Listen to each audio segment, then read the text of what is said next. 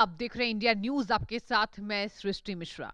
2025 का साल भारत के लिए जरा भारी रहा। हम बात कर रहे हैं पाकिस्तान के नापाक हरकतों की, हम बात कर रहे हैं अमेरिका के द्वारा लगाए जाने वाले टैरिफ्स की, और हम बात कर रहे हैं जो भारत पर पाकिस्तान की बुरी नजर लगातार बनी रही। और चलिए जानेंगे आज कि साल 2026 भारत के लिए, हमारे देश के लिए कैसा रहने वाला है।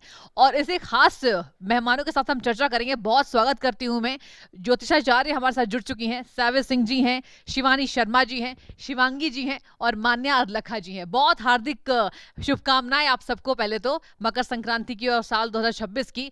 सैविज जी, मैं आपसे शुरुआत करना चाहूंगी। सबसे पहला सवाल तो मेरा ये है कि देखिए 25 का जो साल है वो बहुत भारी रहा। क्या 26 एक नए संकेत लेकर आ रहा है? आप देखिए दुनिया में भारत बनाम पाकिस्तान युद्ध चल रहा है, स्थिति ऐसी गंभीर बनी हुई है, पाकिस्तान धमकी दे रहा है, बात करें अमेरिका टैरिफ बढ़ा रहा है, और इन तमाम वैश्विक पटलों पर जो चर्चा हो रही है उस पर देश इस बार कितना आगे बढ़ने वाला है? बिल्कुल सृष्टि जी, बहुत महत्वपूर्ण और बहुत ही सुंदर प्रश्न आपने पूछा है, so thank you for your question. देखिए, सबसे पहले जब हम भारत की कुंडली की बात करते हैं तो वृषभ लग्न की कुंडली बनती है, जो कि 15 अगस्त 1947 के हिसाब से अगर हम बनाते हैं इनकी हमारे देश की कुंडली। दूसरी चीज़ ये है कि भारत अभी जो है वो मंगल की दशा से और शुक्र की अंतर्दशा से प्रभावित हो रहा है। मंगल, अगर हम बात करते हैं, जनवरी के महीने में 17 तारीख को गोचर करके अपनी उच्च राशि में मकर राशि में ट्रांजिट करेगा, जो हमारी राशि से, अगर हम बात करें, हमारी लग्न राशि से भाग्य के भाव की राशि है। साथ के साथ में मोदी जी की, क्योंकि हमारा जो देश है उनका जो नेतृत्व कर रहे हैं विश्व पटल पर, उनकी कुंडली के साथ अगर हम अपने देश की कुंडली को रिलेट करके देखते हैं तो हम और ज्यादा बेहतर तरीके से समझ सकते हैं कि हमारे देश का नेतृत्व किस तरीके से होने वाला है। मोदी जी की अगर हम बात करते हैं तो सबसे कमाल की बात है कि उनके लग्न में ही जो है वो रोचक योग बनता है मंगल का, और उनकी जो राशि है वो भी वृश्चिक राशि है, तो उनके चंद्र मंगल की युति जो है वो उनके लग्न में ही होती है। ये दोनों चीजें अगर आप देखते हैं और इस कॉम्बिनेशन को समझते हैं तो मंगल को भूमि कारक ग्रह जो है, भौम, माना जाता है। इसीलिए 2026 के साल में आप देखने वाले हैं कि हमारे देश के लिए जितने भी बड़ी चुनौतियां आएंगी, जितनी भी बड़ी हमारे सामने सबसे पहले जो चैलेंजेस आएंगे, उसमें लैंड यानी कि भूमि का एक बहुत महत्वपूर्ण रोल होने वाला है। अभी रिसेंटली चाइना और पाकिस्तान की भी मुलाकात हुई, उसमें भी आपने देखा कि भूमि खंड को लेकर काफी ज्यादा चर्चा जो थी वो हो रही थी। चाइना के साथ हमेशा ही हमारे भूमि को लेकर विवाद जो है वो बने रहे हैं। अमेरिका ने भी टाइम एंड अगेन अपना कब्जा जो है वो अलग अलग देशों में अलग अलग तरीके से इन्वेड करने का एक प्रयास जो है वो किया है।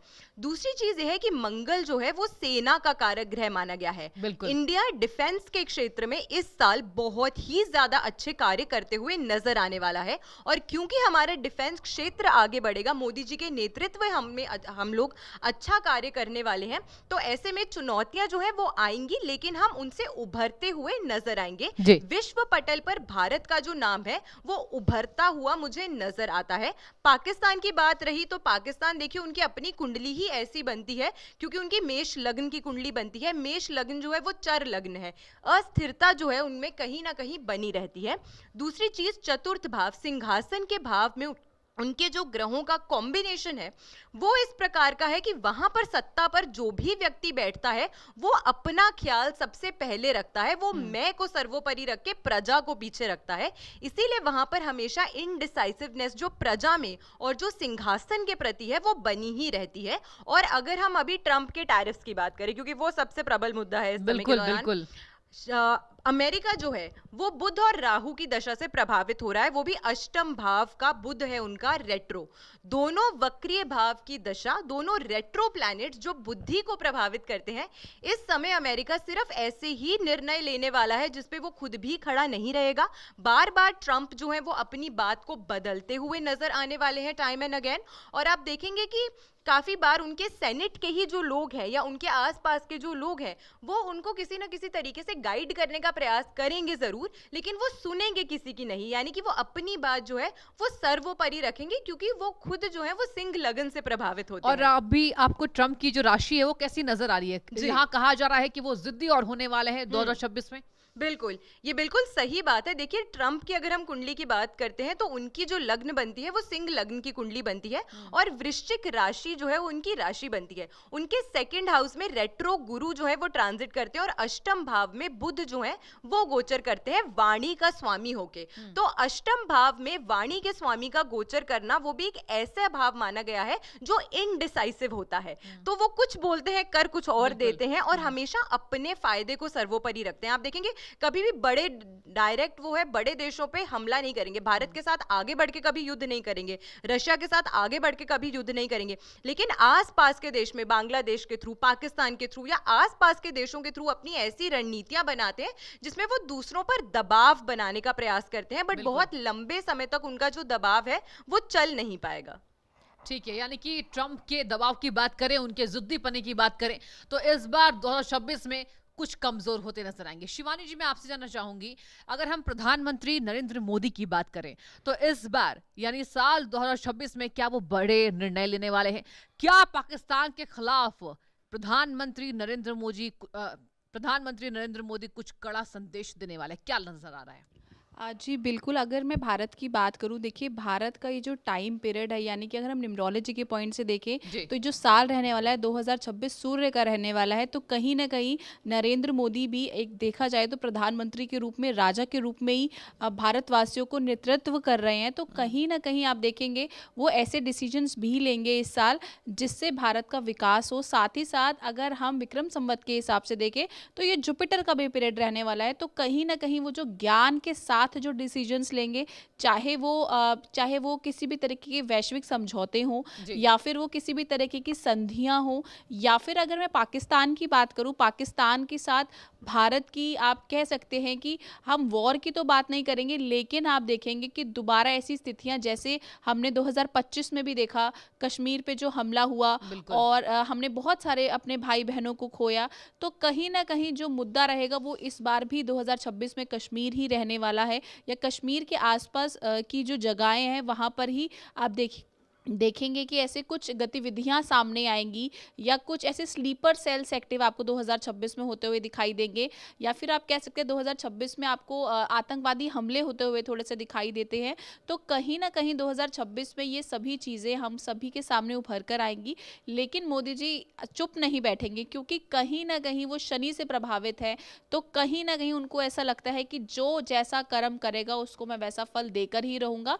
तो शांत नहीं बैठने वाले हैं मोदी जी बिल्कुल भी। तो कहीं ना कहीं आप इस चीज से हमेशा निश्चिंत रहें कि भारत के ऊपर या भारत के सामने कोई खड़ा भी रह सकता है। अगर मैं ट्रंप की भी बात करूं तो कहीं ना कहीं आप देखिए कि ट्रंप को भी ये पता है कि वो मोदी जी से जीत नहीं सकता, तभी तो वो बार बार अपने बयान बदल देता है, बार बार वो भारत की प्रशंसा करता है। यहाँ तक कि ट्रंप ने अपनी स्पीच में भी मोदी जी को बहुत बेस्ट बताया है और ऐसा नेता बताया है जो अभी तक नहीं देखने को मिला। तो कहीं ना कहीं पाकिस्तान की भी मैं बात करूं तो कहीं ना कहीं हम सभी को घबराने की ज़रूरत नहीं है। 2026 हम सभी के लिए बेहतर रहने वाला है। लेकिन इस साल आप देखेंगे जो खास चीज़ आप सभी को देखने को मिलेगी, कहीं ना कहीं आप देखेंगे प्राकृतिक हमलों जैसी सिचुएशंस भी आपको 2026 में देखने को मिलेगी। यानी कि बात साफ है। और देखिए शिवानी जी ने बहुत खूब बताया कि हमने अभी देखा घाटी क्षेत्रों में लगातार पाकिस्तान घुसपैठ की कोशिश कर रहा है। आगे बढ़ेंगे हम और शिवांगी जी से जानते हैं। शिवांगी जी ये बताइए, अगर हम इस बार देशों के हालात की बात करें तो देखिए बात सबसे पहले तो अमेरिका की आती है। अमेरिका वर्सेस ईरान आप दिख रही हैं, अमेरिका वर्सेस वेनेजुएला दिख रही हैं, भारत बनाम पाकिस्तान भी दिखाई दे रहा है। अब ऐसे में क्या आपको कुछ ऐसा नजर आ रहा है कि भारत की जो लड़ाई है कुछ अन्य देशों के साथ सीमित होने वाली है, या फिर पाकिस्तान घुटने टेक सकता है? क्या नजर आ रहा है 26 में? जी बिल्कुल, पाकिस्तान का इस साल भी हाल बुरा ही होने वाला है। और पाकिस्तान की सबसे पहले यहाँ बताना चाहती हूँ भारत से पहले कि पाकिस्तान में अंदरूनी वहाँ पर मुठभेड़ होंगी और वो चल ही रहे हैं लगातार। हाँ, वो लगातार जो चल रहे हैं ना, तो बिल्कुल। पाकिस्तान खंड खंड होगा इस साल। बिल्कुल। बलूचिस्तान अलग होगा, अफगानिस्तान अलग होगा, और ये लास्ट ईयर भी मैंने बताया था। और ये सारी शुरुआत हो चुकी है। पाकिस्तान की जो ग्रह दशाएं कह रही हैं वो बिल्कुल उसके फेवर में नहीं है।